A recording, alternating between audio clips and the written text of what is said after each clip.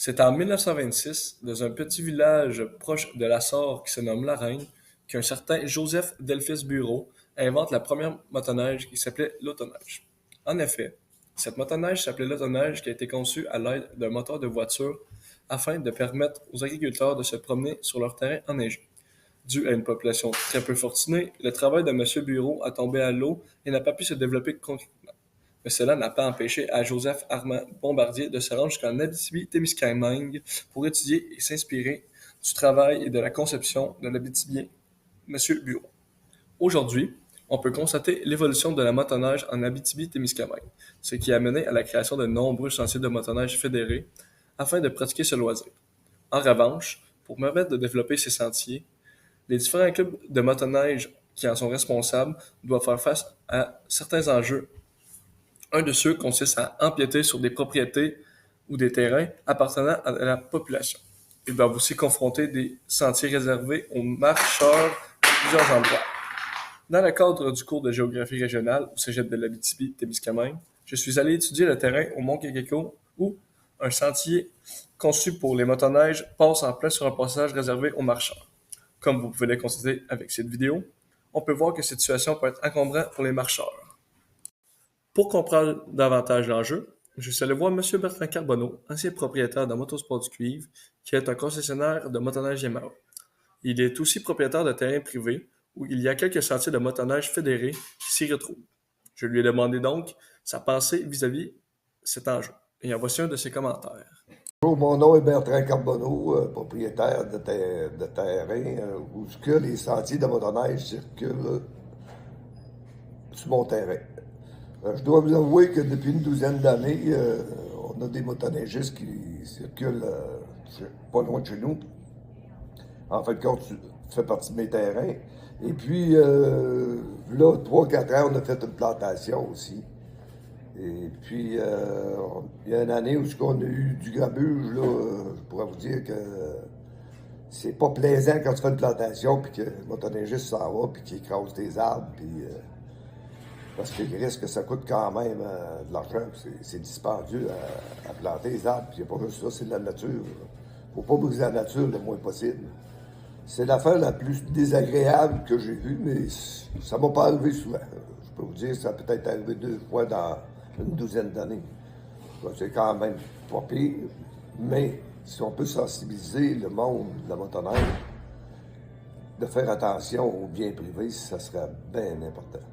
L'endommagement des terrains privés et des territoires protégés est la conséquence qui affecte le plus la population face à l'enjeu des sentiers de motoneige. Par la suite, pour comprendre pourquoi les gens s'approprient ces machines, je suis allé voir Jérémy Carbonneau, vendeur de motoneige skidoo chez Motosport du Cuivre, afin d'en apprendre plus. Okay. Le monde achète beaucoup de motoneige en Abitibi ici parce qu'on a beaucoup de forêts, de terrains vastes aussi. On a des très très belles trails, puis aussi d'un petit village, le monde se connaît tout. Fait que quand il y en a un, qui en a une motoneige, ben souvent l'autre il y en a une, puis ça fait des petites randonnées entre amis. On a aussi beaucoup de bénévoles là, qui entretiennent les sentiers là, pour la promenade. Fait que je pense que c'est des grosses raisons pourquoi ça se vend beaucoup en Abitibi. La motoneige joue un rôle majeur pour l'économie de l'Abitibi-Témiscamingue. Les motoneigistes viennent utiliser les sentiers de plus de 3500 km. Cela fait en sorte que les touristes utilisent les hôtels, les restaurants, les stations-service, les auberges, les pourvoiries de notre belle région. Pour prouver tous ces faits, j'ai eu la chance d'interviewer M. Maxime Lecourt de BRP Canada, représentant des ventes de l'Est du Canada chez Bombardier. Donc, moi, Maxime, je suis en charge des ventes chez BRP pour l'Est du Canada, incluant la belle région de l'Abitibi où je me suis occupé personnellement au cours des 6 dernières années. L'Abitibi, très belle région, très bonne région au niveau de l'industrie de la motoneige, l'abondance de la neige, le territoire, les terres accessibles sont des éléments facilitateurs pour la motoneige, que ce soit la motoneige de sentier ou la motoneige utilitaire ou même hors piste. Des grandes opportunités au niveau de la motoneige en Abitibi. Réseau de sentiers super développé.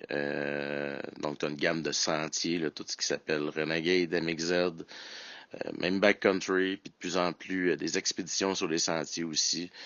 Euh, le segment plus utilitaire pour travailler avec les motoneiges qui prend de l'ampleur d'année après année.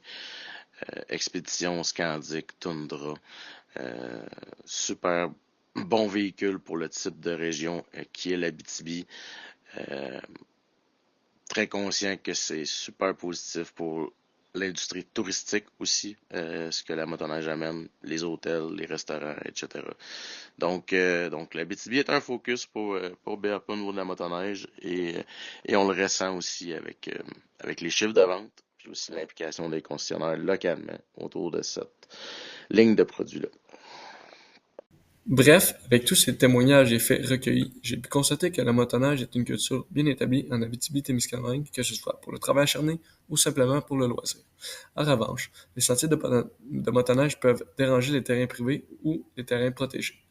Donc, dans le futur, il serait avantageux de régler cet enjeu.